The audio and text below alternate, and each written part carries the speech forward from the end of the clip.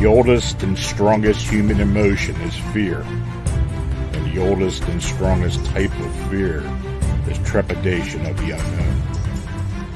When we were children, our parents told us that monsters didn't exist, but we were sure that something was lurking under the bed or in the closet. Fear sees even if our eyes are closed. Welcome to the realm of the arcane. My name is Lon Strickler. Join me as I examine unexplained creatures, strange manifestations, and remarkable realities.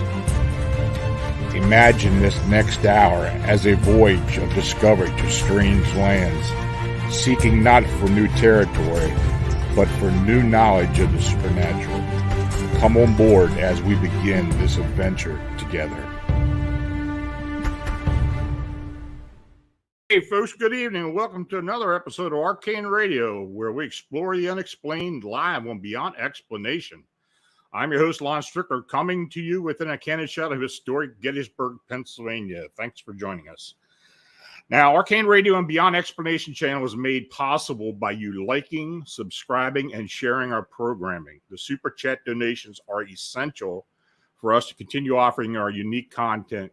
Your consideration is very much needed and appreciated. So, we got a lot to talk about tonight because it's been a crazy week. So, first of all, I want to introduce the guests tonight. I welcome cryptid and paranormal investigators Amy Bue and Vincent Richardson to Arcane Radio. Now, as the head of Amy's Bucket List Expeditions, and a team member of the Olympic Project Research Team, Amy Bue crosses the country speaking, camping, and researching in areas of high interest and following up on witness reports while looking for evidence of Bigfoot's existence.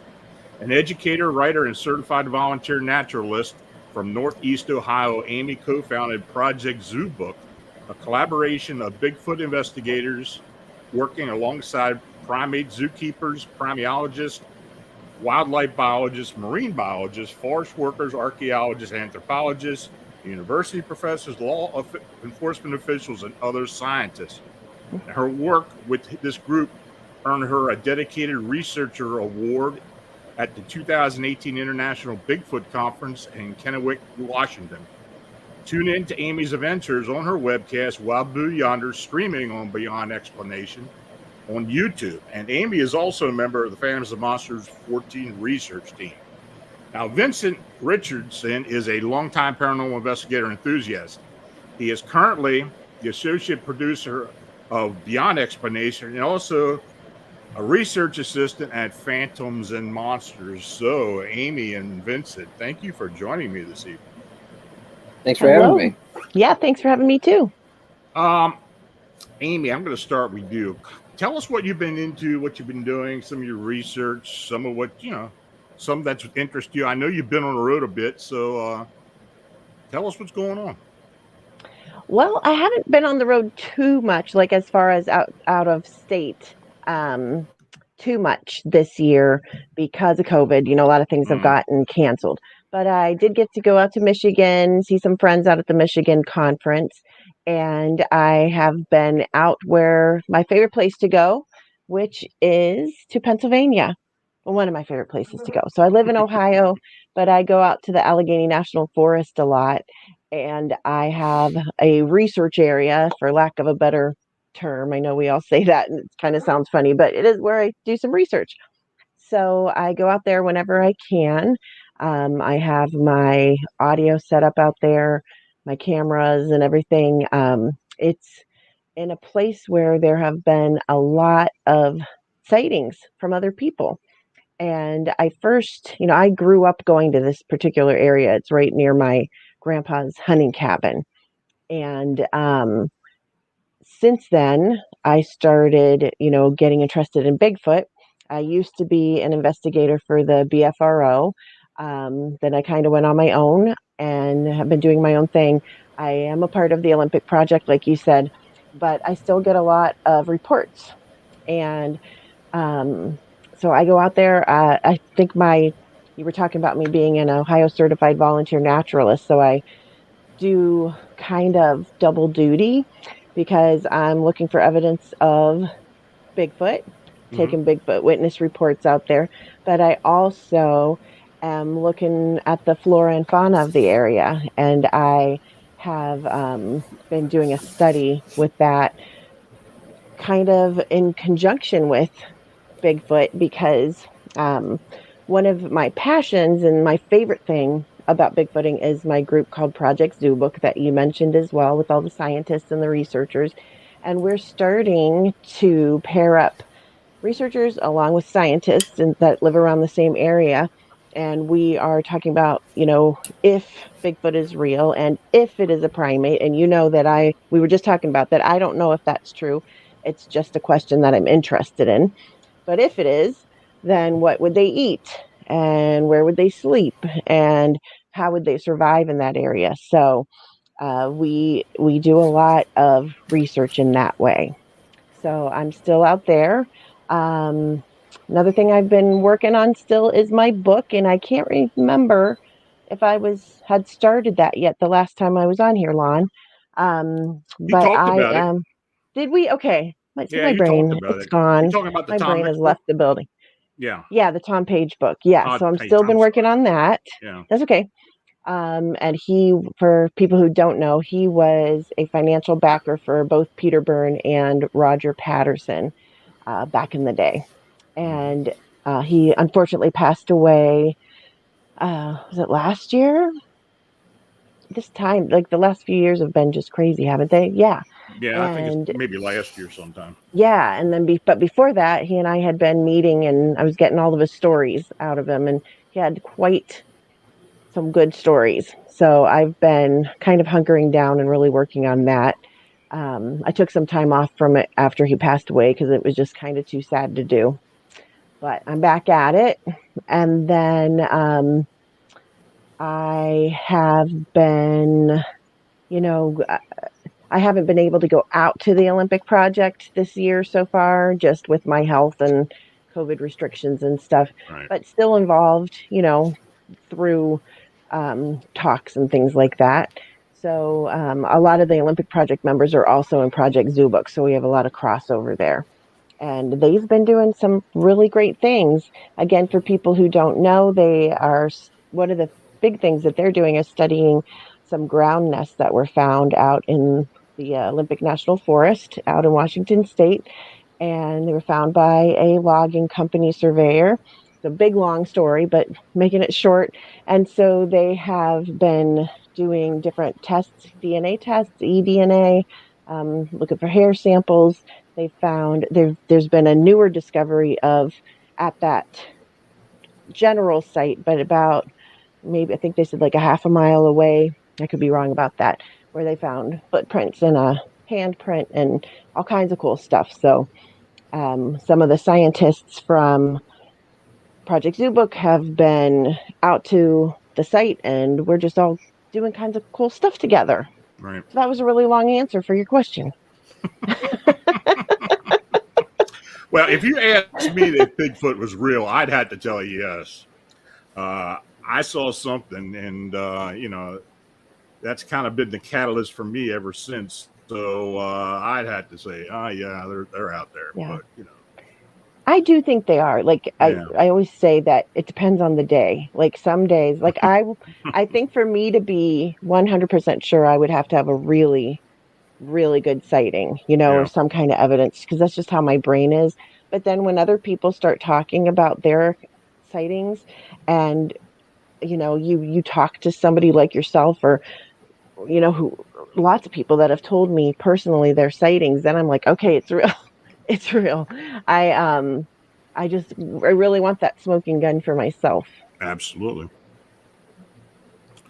Okay. Well, it's your turn, Vincent. Tell us what you've been up to. I've been up to a lot of doodling around in the paranormal cryptid community. I've been taking encounters for the North American Dogman Foundation, and I've got a whole gang load of drawings if you guys would like to take a look at them. Yeah, go ahead and put them up there. All right.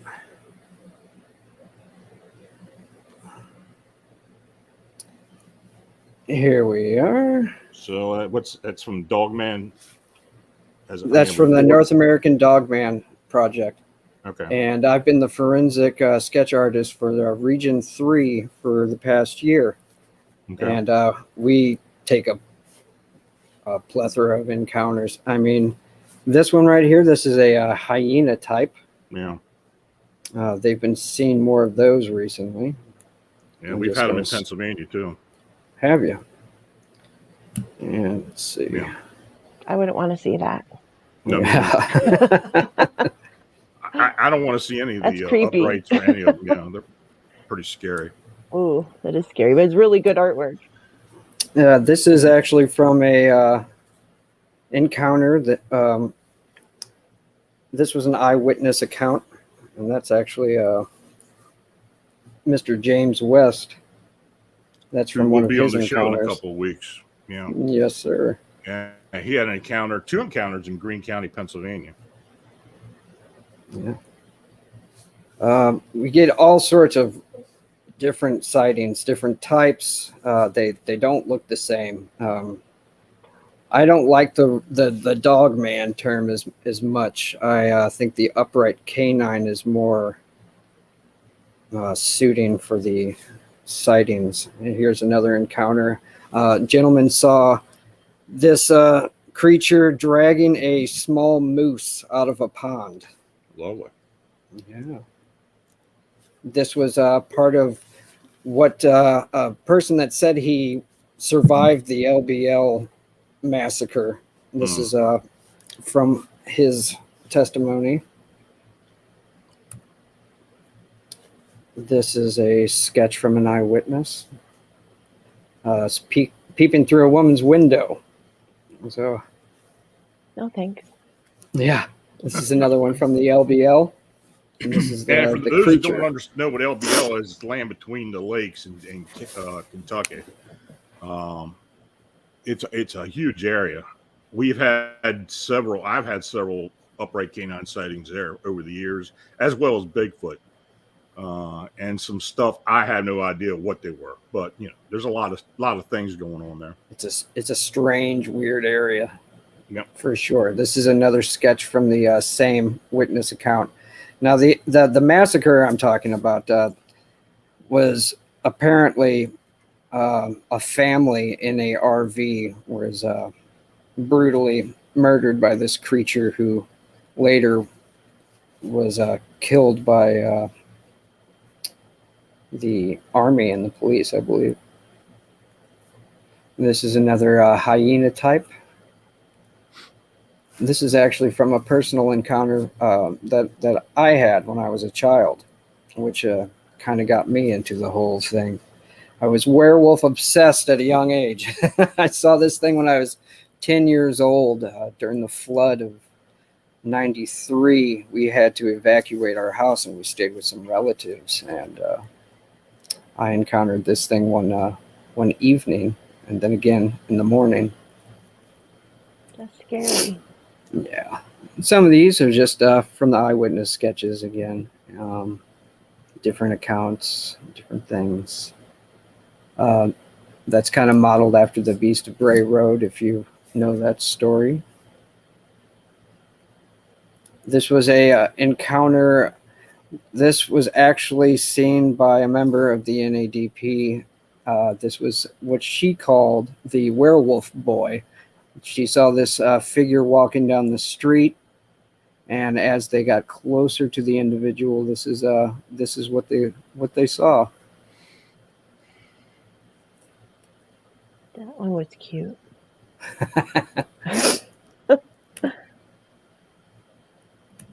But yeah, so those are the drawings from the North American Dogman. That's cool. Project. Interesting.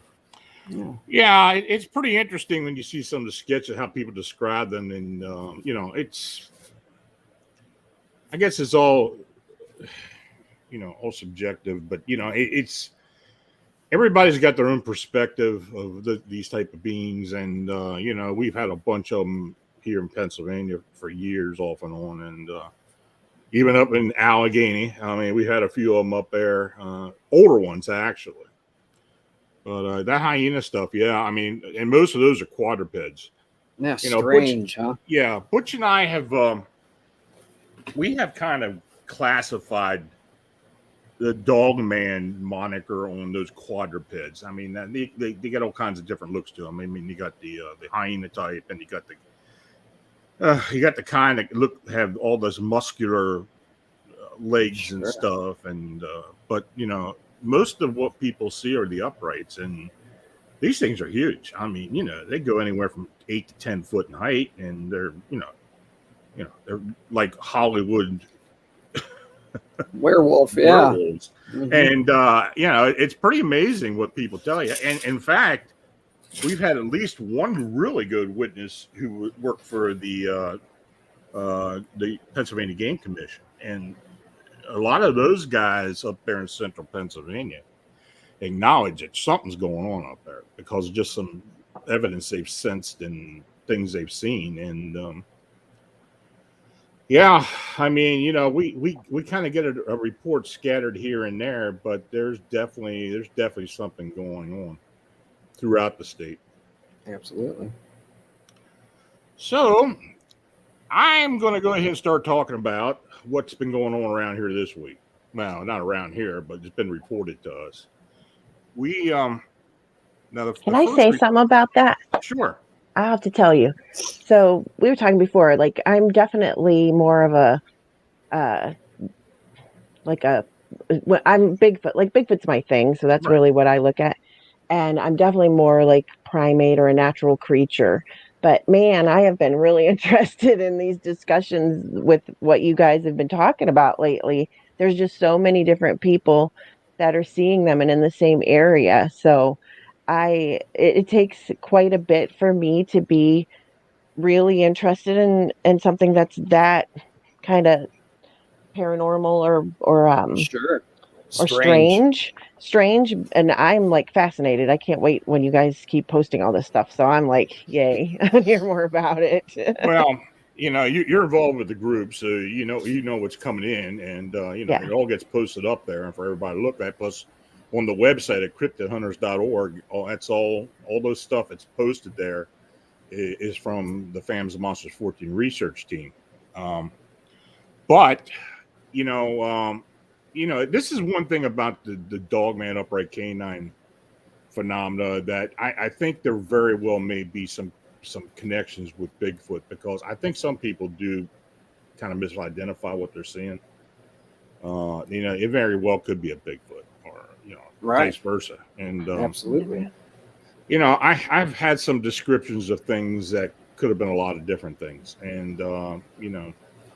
So, you know, you kind of take it with a grain of salt, but, you know, when people report this stuff to you, you're kind of obligated to look into it and you know, give them the benefit of the doubt. And then, you know, but you know, if you figure something out or, you know, kind of something different than what they stated, and, you know, then you make your opinion known on it. But, you know, we try to go as best we can with the witness. And, you know, that being said, some of the stuff that's been going on out of O'Hare, particularly. I mean, in and around the Chicago area for the last 4 or 5 years, but in particular around O'Hare. And for the most part, around the western cargo areas of the airport. And for those who know the airport, that's a specific area and kind of a unique area because there is a cemetery in O'Hare. It's not a big cemetery. It's an old cemetery, but it's been there. You know, it's been there since they built the airport. And a lot of these sightings have been concentrated within 100, 200 yards of this cemetery. Now, we did have a UFO sighting above the cemetery last year where the witness actually saw a humanoid of some type ascend up from the graveyard cemetery up into the UFO. And there have been other strange sightings of small humanoid beings around there as well. Most of these reports are coming from truck drivers or cargo workers or even dock workers. But we did have a specific report. Well, we had a couple of them, but on July 22nd, there was a report from 3 ladies, I think they were all 3 females, that worked at United Cargo. Now, they were getting off work about 10:30 in the evening, and as they were walking out, they could see at a distance, because they were probably a good 100 yards away from this thing. They saw this being with red eyes and wings standing by the fence by the nearest tarmac. And as they were watching this thing, the TSA security came up, and they drive these little trucks and stuff up there. And they don't carry any type of weapons. All they have are flashlights and maybe restraining stuff. But other than that, that's all they carry. And they were flashing their flashlights on this thing. And this thing let out a scream and flapped its wings and ascended into the air and circled around one time and took off. Now, we thought that was the last of it. We thought we just had these 3 witnesses come forward on this. But we also had some cargo workers who I think were, and look, they got read the riot act. All these people have been read the riot act by personnel at O'Hare and their supervisors at their companies that, it's a heron or a big owl or something, don't talk to anybody. Don't talk to phantoms and monsters in particular, that kind of stuff. And, but they're doing it. They are, they're scared to death of losing their jobs, but something compels them to tell us what they're seeing. So what happened, this was the same sighting, but these FedEx workers were unloading a plane at the same time around 10:30 at night. And there was a couple of them there, plus a supervisor, and they all saw this thing. And they gave the same description, thin, black, dark color, bat-like wings, the red eyes, and how it ascended and screamed and took off. And here's a drawing by our friend Donnie Adulio of what people described. And they called it in. They called it into the supervisor, and they called it into TSA. And they got there pretty quickly. So apparently, and I did post on the blog, the people were freaking out. They were hiding in the plane. They actually went into the cargo plane to hide from this thing. So nobody had the thought of mind to take a photograph of it or whatever. But they and I don't know if that was them being afraid because of the warnings they have had, but they have been warned. So that's what we're working on now. Also, can you imagine seeing that? Well, I had an encounter in '88 or something very similar, but it freaked us out, and I can imagine. I mean, I understand. It's a scary I'd sight. cry. Yeah. So, also at the this past week at the Wisconsin State Fair, which is just outside of Milwaukee. This was on Thursday, October 5th. Actually, there was a cleanup crew there after a concert. There was a Christian rock band by the name of Skillet there. And as they were out there in front of the stage cleaning up, 2 of these workers saw this thing standing out there, and they was staring at the people that were on the stage breaking down the equipment. And they actually contacted Manuel. Manuel got this sighting. And red eyes, the wings, the whole 9 yards, very similar to what people have gotten. So now a lot of the Milwaukee media picked this up, and it's making its rounds on the internet. But apparently the Wisconsin State Fair has something bizarre happen like that every year. I mean, I'm not saying it's a Mothman out there or a winged humanoid, but they have something show up. I kind of thought that was interesting because I had never heard that before. I'm laughing at Vincent's thing where he says that's what you get when you see Skillet. But I know, like in our in our message thread, Yeah. somebody brought up that it was a Christian rock band, and somebody else, I can't remember, but somebody said they didn't think that had anything to do with it. But what do you think? Like, I could don't it know. have something to do with the religious aspect of it? I don't know. You know, there Those have winged been humanoids are so weird. yeah, you know, we've had sightings at Lapalooza, or whatever they call that. Lollapalooza. Yeah, Yes. Lapalooza out in Chicago, in Grant Park. There were sightings there a couple of years ago. You know, my whole thing on this is I don't think they mind being seen. I think they're out there to be seen. Now, why that is, you know, they don't stick around long. They seem to be curious. They're not very aggressive, but there have been cases where they are somewhat aggressive. But you know, they're here and gone, and that's what most people describe. But as far as what's going on out of O'Hare, I don't know. You know, earlier on we were getting sightings all over the city. Some neighborhoods were having more sightings than other, but of course we were getting sightings down in Indiana, going south into Illinois, northern Illinois, southern Wisconsin, and even had a few out in Michigan across the lake, and even out on the lake. So at this point right now, I think we're at, I haven't looked, but I think it's 128 or 129 sightings that we believe are valid sightings. Now that's since 2011. So It's a lot of sightings. It is a lot. Well, yeah, that's a lot of sightings, and you know, it's still one of those things that when somebody sees it and reports it, they have to look it up because they haven't heard anything about it. Sure. You know, it's been in the media, but it hasn't really gone mainstream to the point where everybody, well, the Chicago Mothman, oh, what the hell's that? I mean, I don't know what that is, you know. But yeah. So a lot of times when somebody contacts me or calls me, it's kind of funny to listen to them.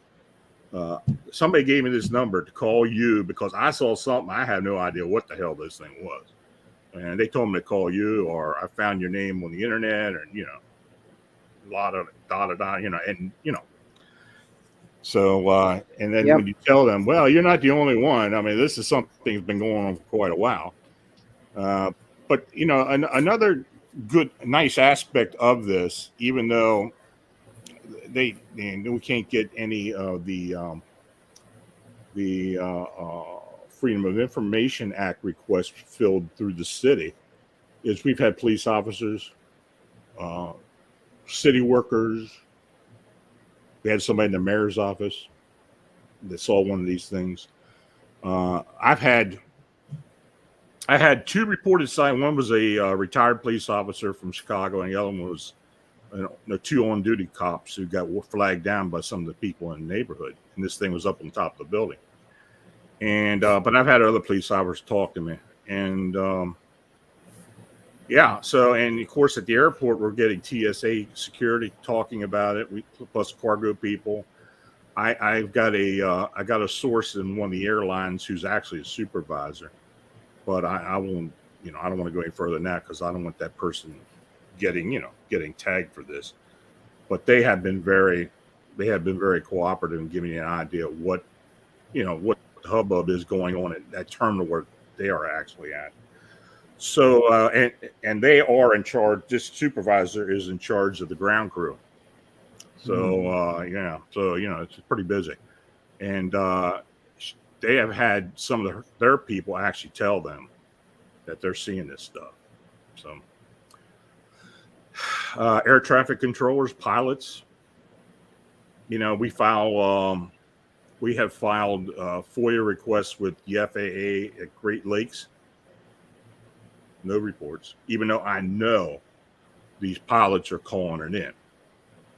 So yeah, so that's what's going on. Well, look at all the UFO stuff that came out. So I was just gonna say that. Yeah, I mean, you know, but you know, all in all, when it comes to the paranormal, we're kind of left on our own. You know, and I think it's going to be like that for a long time. You got any questions in there? There we go. a good one.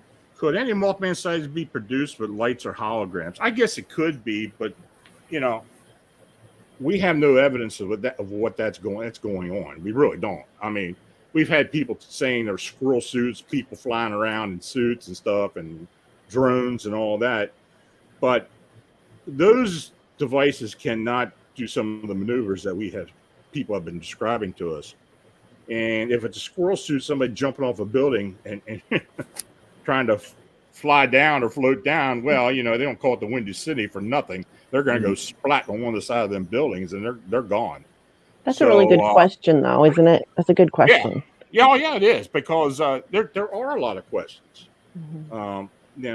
Even in the beginning, I was getting a lot of questions as somebody's hoaxing this. Well, this has been going on and very consistently for a number of years now. So there hasn't been any tangible evidence that this is being hoaxed. So, folks, if you got questions about anything for Amy or for Vincent or myself, please put it up there. I have a question for you. Yeah. I'm going where the camera is. So, of all the different creatures that you hear about or you've seen or you've taken reports for, what would you least like to come across? Like the scariest one? Oh, the upright canines. Me too. I'm scared to death of those things. Me too. Absolutely. They hold their ground for the most part. They aren't frightened. We've had hunters actually encroach on these things. Some with high power rifles, some with shotguns, but none of them have taken a shot at it. I think they're so intimidating that that's the last thing they're thinking about. And let alone, just like with Bigfoot, I think there's a very good possibility that there's some type of infrasound, connection Sure. there, to where they kind of get people to back off. Even with these winged humanoids, I think there's something related to that, because I think it kind of stuns people. Not that it wouldn't stun them anyway, but from shock of seeing the thing. But I think there's something that they emit that kind of puts them at a disadvantage for a certain amount of time. We've had witnesses literally fall to the ground, being weak, being tired, have to sit down somewhere. That has happened. So passing out, even waking up hours later. Yeah. It's there's been a lot of that. So hey, if we got any questions, just put them up there. And peace. Thank you again for your contributions. Once again. Lon, do we think that these flying humanoids, the ones specifically that are being seen in Chicago, do we think they're being conjured or brought to that area? Or do you think they are living in that area? No, I don't think they're living there. I think, that's one of the theories we started working on early with the conjuring. Mm-hmm. Maybe if it was something that was manifested or conjured up by the occult or something like that. We didn't find any evidence of that, though there were some areas where a lot of that took place. I mean, we had especially one area, the little village, heavily Hispanic area, where the Santeria is pretty heavy there. And we thought maybe we were going to check, though we didn't get any evidence, possibly conjuring up guardians or sentries or something. Not like what I believe happened at Point Pleasant, because I think that was something that was summoned by a very strong indigenous spirit. If you ever go to Point Pleasant and you're lucky enough to go into the old West Virginia Ordnance Works and get some EVP, on digital, some of them are pretty unbelievable. They really are. There's, and I me being intuitive, I go in there and it almost blows me out of the place because it's very strong. And I think that energy is still there. I mean, there's been a lot of historical activity there, a lot of death, not only with settlers and the Indians fighting, but mostly with the Indian tribes fighting each other. It was a key area where the two rivers met, and it was a hunting area, and they fought over the territory. So, I think there's a very strong indigenous spirit or energy there that's able to conjure or call upon one of these things. Now, where's it coming from? Well, that's the big question. Is this a multidimensional being, an interdimensional being? Who knows? I mean, we can speculate that. We've had people see them literally, appear, then literally vanish, just like through thin air, like they went through an invisible doorway. We have to consider that. And that's part of a strong argument I think we're going to have now with this thing at O'Hara, because there's something going on at that cemetery. It's something we don't understand yet at what's going on with the cemetery. One of our colleagues and I are working pretty heavy on that now. And there's a lot of UFO reports out over the lake over that way too. Oh yeah, Chicago's well known for UFO activity. Along the lake, even at O'Hara. Seems so many times these UFO sightings are connected with these cryptid sightings. Well, it happens. I mean, occasionally you will get one where there are multiple sightings of different types of phenomena. I think for the most part, we do get more sightings of Bigfoot and orb activity around area, even after somebody makes a report and an investigator goes there a couple of days later, and they'll go into the same area and there's a lot of orb activity in the forest. So is that connected to the sighting? Who knows? It may be, but Stan Gore's documented a lot of this stuff, especially up in the Chestnut Ridge, and of course back in 1973. There was just so much going on back then. I mean, it was crazy. The UFO activity, particularly in Pennsylvania, was just off the chart. And because of that, there were a lot of cryptid sightings that many people believe were actually associated with the UFOs. Somebody asked in the chat if there were like bases under the lake, I think. Yeah. That's interesting to me. I don't know about that, but I'm also wondering, I used to live up in Cleveland, and they have the salt mines under there. Do they have that under Lake Michigan as well? Well, I don't know about Lake Michigan. Lake Michigan has a history of disappearances.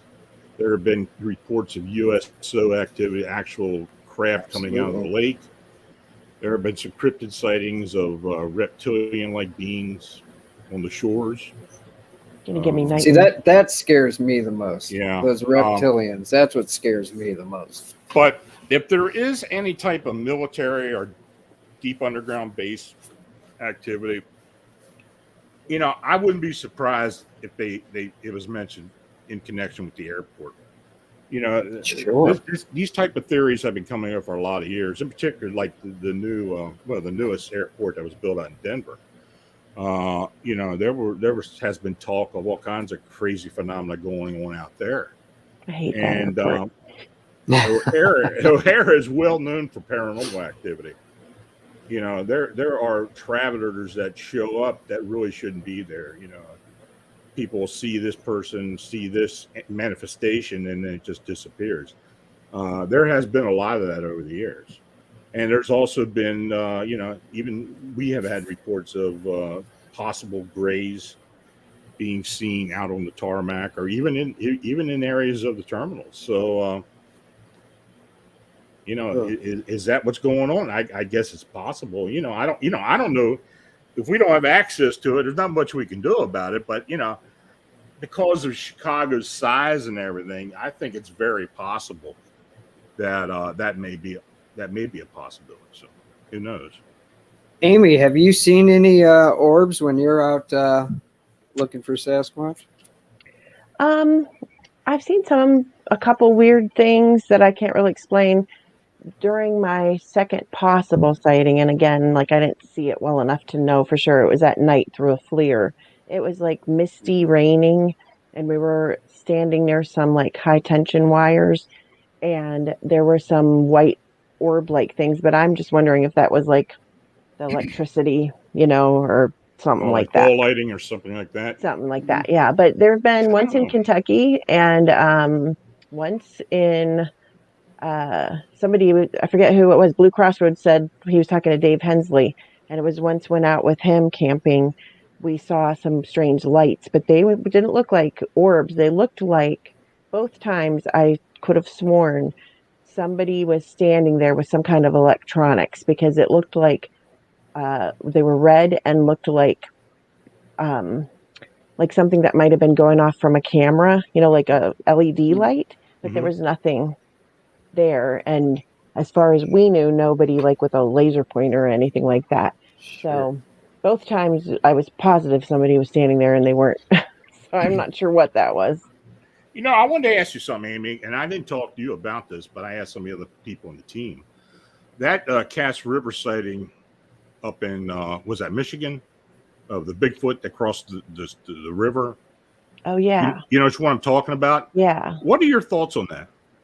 I don't know that much about it, so I don't know. I'm too skeptical for my own good sometimes. Well, good. I think, yeah, it's. I guess it's good, but it also sometimes it takes the fun out of it a little bit. But I know that it had been like making the rounds a bit, and I personally have not looked into it enough to have really an opinion, because there are people that were saying, oh no, it's a hoax, and then others that were saying no, it wasn't. But I like to look through evidence myself before making that opinion. But I'll just be honest, I have not done that, so I'm not sure.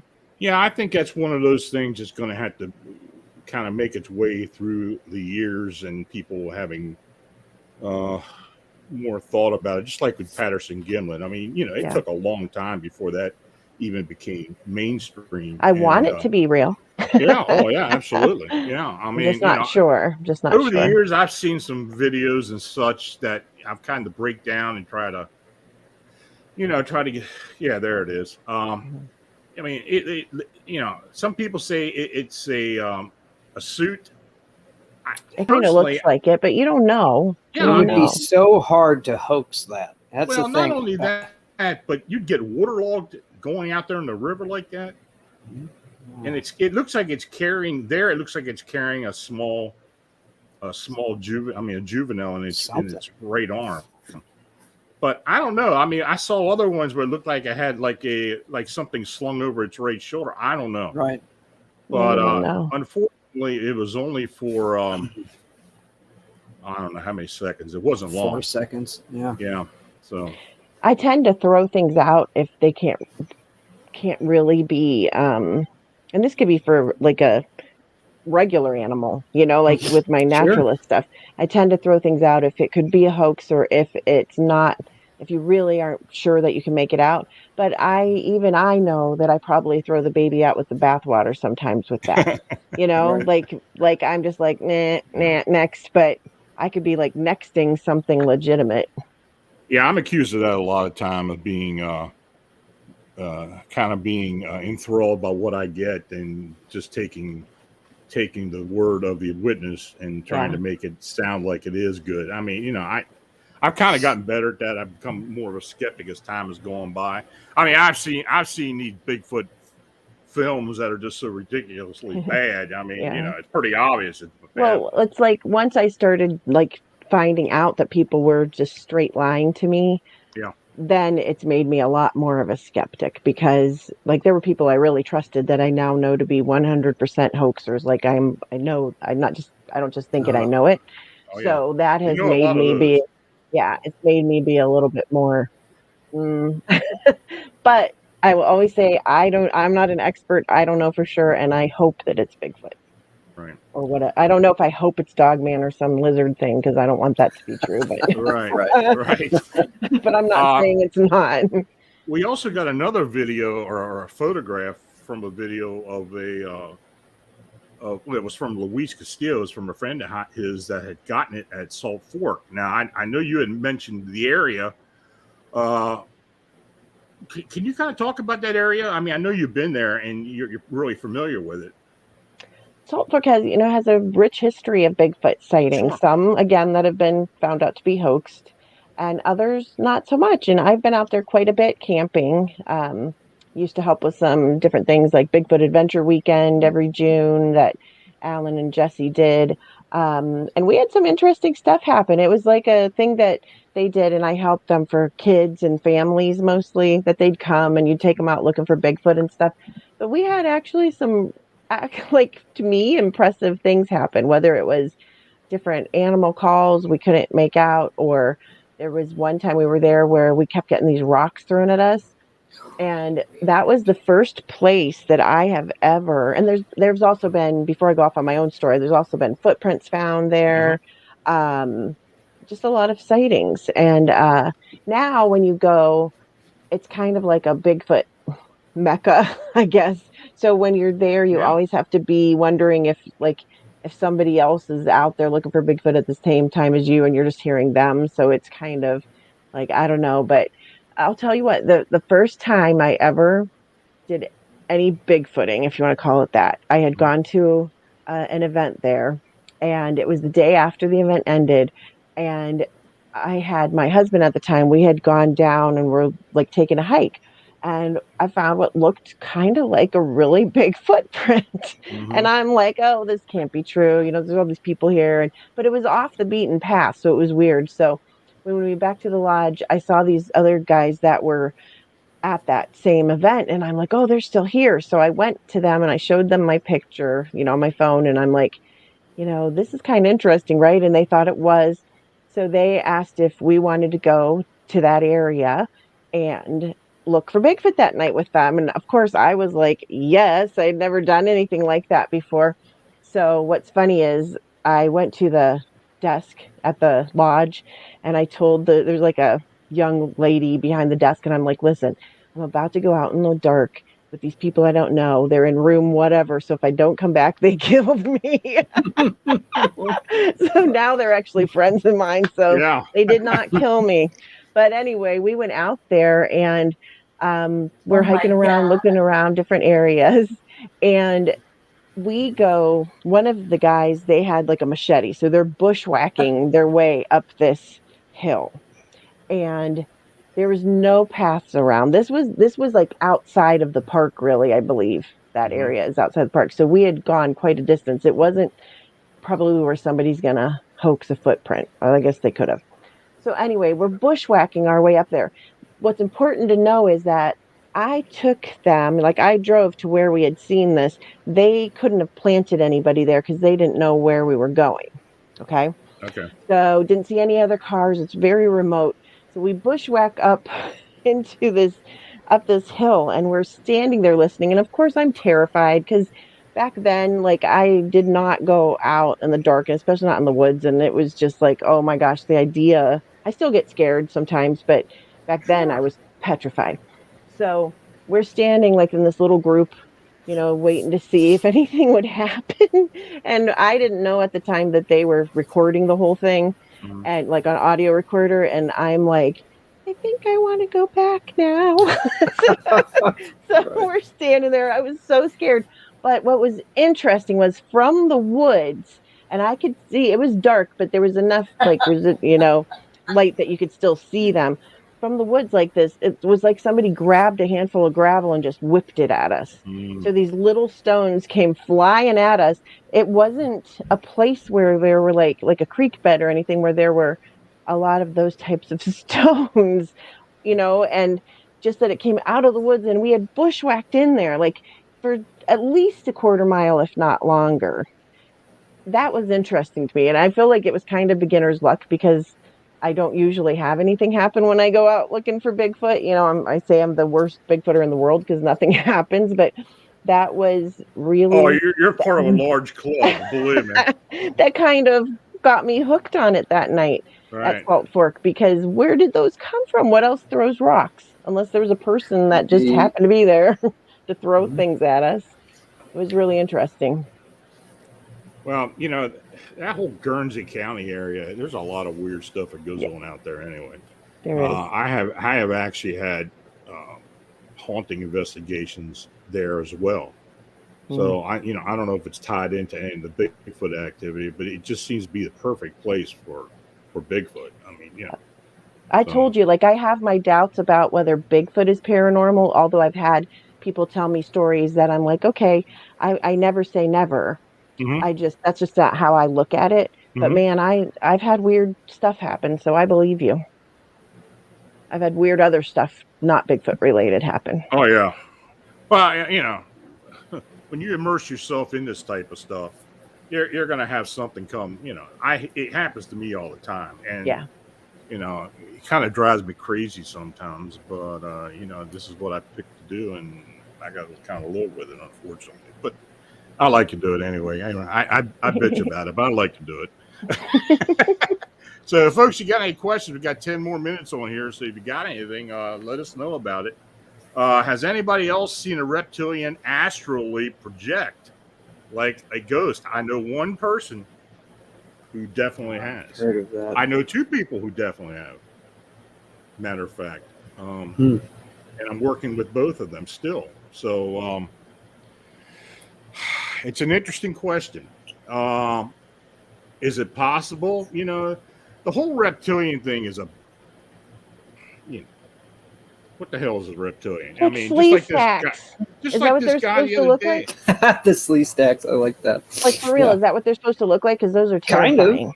Yes, kind of. Oh gosh, that's when I have a team of Bigfooters with kids out. We call ourselves the slee stacks. Like slee stack meets Chaka. That's what a reptilian is. No, that's creepy. I don't want to see that. You know, just like this crazy nut that believed in the QAnon stuff and said his kids were reptilian and killed him a couple days ago.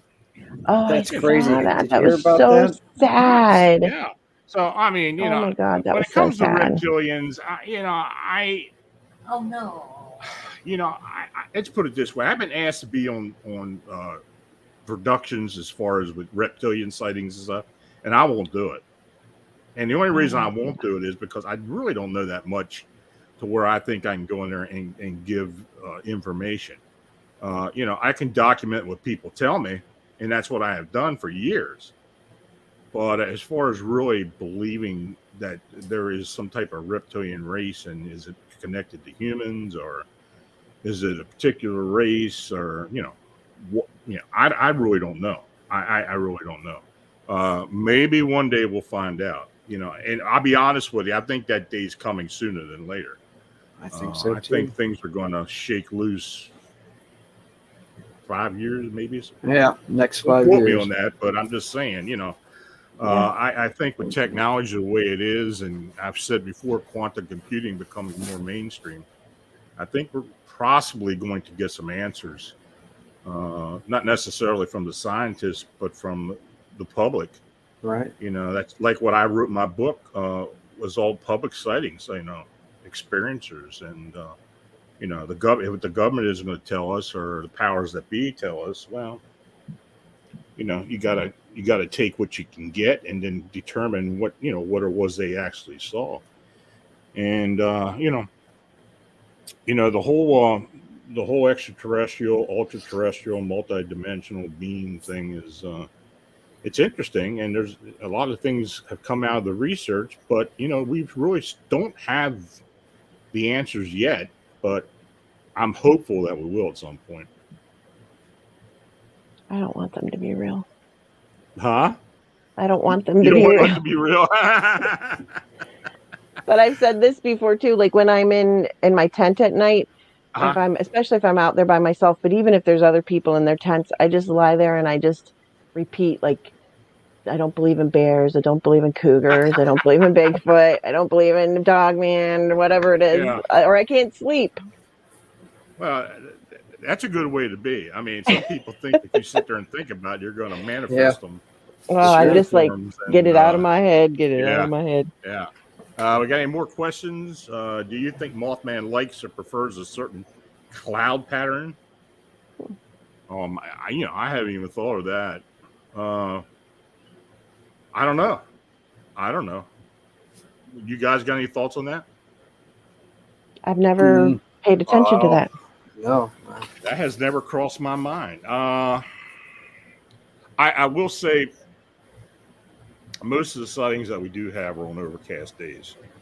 Even at nighttime, it's usually overcast. There's not a whole lot of stars or moon or anything like that out there. But when I had my encounter, it was a bright moon, bright night. So I don't know. I don't know. I don't think there's really much evidence to prove it either way. So, okay, folks, we got 5 more minutes. You got anything, put it up here. We will be very happy to banter with your question and see if we can answer it. Peace just put something creepy up. What did he say? He said he had one come into his room at night. Oh. And then later in the basement of a hospital. Basements are creepy. I had one come in at night, which woke me up. What came in? Was a winged humanoid or was it reptilian? I think it was a reptilian. I think she's talking about reptilian. Well, I'll tell you that, we've heard, a lot of us have heard that before. We've had them coming into bedrooms and scaring the bejesus out of the person. So, yeah, I've heard that many times. It's just a matter of, it's hard to prove. And, but, if the witness says it and, they can come up with I'm sorry, Peace. Yes. I'm sorry. Pieces. I understand. Do you think the Chicago flying being are looking for something? What are they doing? Yeah, well, that's another big question. I have no idea. Like I said before, they're not shy. Are they looking for something? I don't know. Do they want to be seen? I believe so. Is it something to do with us? Do they want us to know they're here? I think so. Is it a harbinger? I doubt it. I don't really believe in the harbinger thing. I don't believe it was a harbinger at Point Pleasant. But the fact that there seem to be several different types of them showing up, I tend to believe that there is a specific reason for that. Now, is something opening up a rift somehow by accident, and these things are sneaking through from another dimension? Possibly. This is the question that we have been working on for years and years and years now, and and I assure you, if we come up with evidence, we will report it. Absolutely, we will report it. Blue Crossroads has a good one. Perhaps they're attracted to either the low sonic vibrations of all the air traffic or the high pitched sound of the engines. Well, that may be too interesting. That, we talked about that too. Even though it's being seen all over the city and out into the suburbs and the rural areas, but as far as O'Hara goes, yeah, maybe it's like the radar equipment or even the planes or whatever that's drawing them. I don't know. I wish I did know. But I have another question, but I don't know if I want the answer. Oh, God. No, we were talking about what scared us the most, and Dogman does, but there's something worse, and I think it's just like an urban legend and just a scary story for kids. But now I'm wondering if you've ever heard of it. Did you ever hear those stories of the watermelon baby? Oh, I know what you're talking about. It's like supposed to be this baby that scratches on the walls, and it has this really big head. Like the watermelon people. But it doesn't really have a watermelon on its head, but it's like this big, like, what do you call that? Like disease where it can make I forget. But I'm just wondering if you've ever heard of that. I have never heard of that. I've heard of a lot of weird things. Into it because the watermelon baby melon heads. Yeah, like the melon heads. Yeah. That's the scariest. I'm sorry. Especially if it's a baby that's crawling around. No. I think a lot of those melonhead stories have come out of Ohio, haven't they? Yes, and I don't want them to be real. It's those hill people in Ohio. But there's one called the watermelon baby specifically, and it scratches on the walls and it falls around. No, I'm not dealing with that. Our Johnny on the spot there for us at the research team. And, I'm not dealing with those. Peace stated that it showed up in my room and spit in my mouth and then touched its head to make sure it wasn't a fluke with my baby son. Oh, that's creepy, Peace. Oh, God, that's so creepy. Yeah, that's okay. I'm not doubting you, but my God. No, I'm not either. That's just really creepy. Well, I'm sorry that happened. Yeah, what do you do? Yeah. Yeah. Yeah. Pee my Go pants. away. Can we get someone to visit the Mothman sighting location, look for DNA samples? Well, Encephalitis, yes, Marla. I don't know how you're going to get on the airport property and do that, for one thing. Yeah, that's You're the not thing. able to get on there. I mean, they see you, they're going to run you out. Now, we are lucky enough for Manuel because he's he